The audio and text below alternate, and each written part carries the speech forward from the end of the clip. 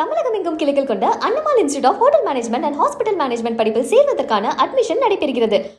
சென்னை மெரினா கடற்கரை நீச்சல் குளம் அருகே அமைக்கப்பட்டுள்ள கட்டணமில்லா குடிநீர் வழங்கும் தானியங்கி இயந்திரத்தை பொதுமக்கள் பயன்பாட்டிற்காக முதலமைச்சர் ஸ்டாலின் திறந்து வைக்கிறார். அதன் நேரடி காட்சிகளை தற்போது பார்க்கலாம்.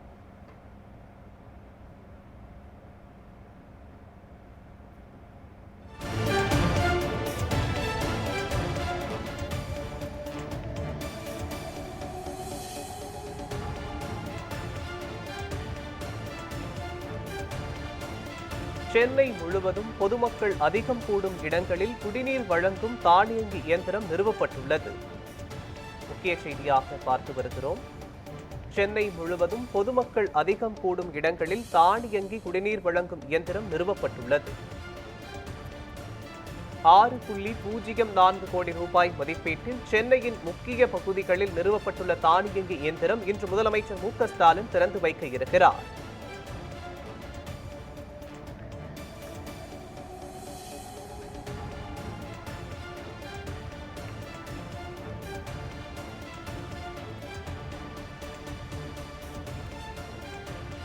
கட்டணமில்லா குடிநீர் வழங்கும் தானியங்கி இயந்திரத்தை திறந்து வைத்திருக்கிறார் முதலமைச்சர் மு.க. ஸ்டாலின்.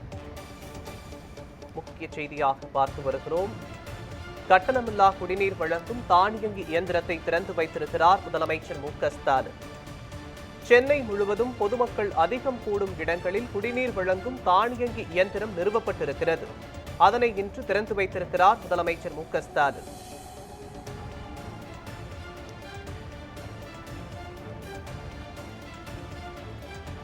$6.04 கோடி ரூபாய் செலவில் சென்னையின் முக்கிய பகுதிகளில் நிறுவப்பட்டுள்ள தானியங்கி குடிநீர் வழங்கும் இயந்திரத்தை முதலமைச்சர் மு.க. ஸ்டாலின் திறந்து வைத்திருக்கிறார்.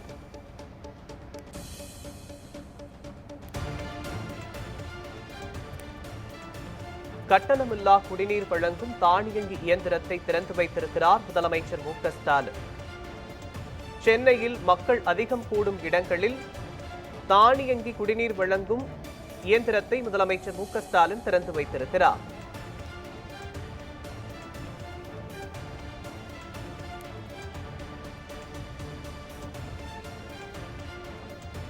சென்னை முழுவதும் பொதுமக்கள் அதிகம் கூடும் இடங்களில் குடிநீர் வழங்கும் தானியங்கி இயந்திரம் நிறுவப்பட்டுள்ளது. அதனை இன்று முதலமைச்சர் மு.க. ஸ்டாலின் திறந்து வைத்திருக்கிறார்.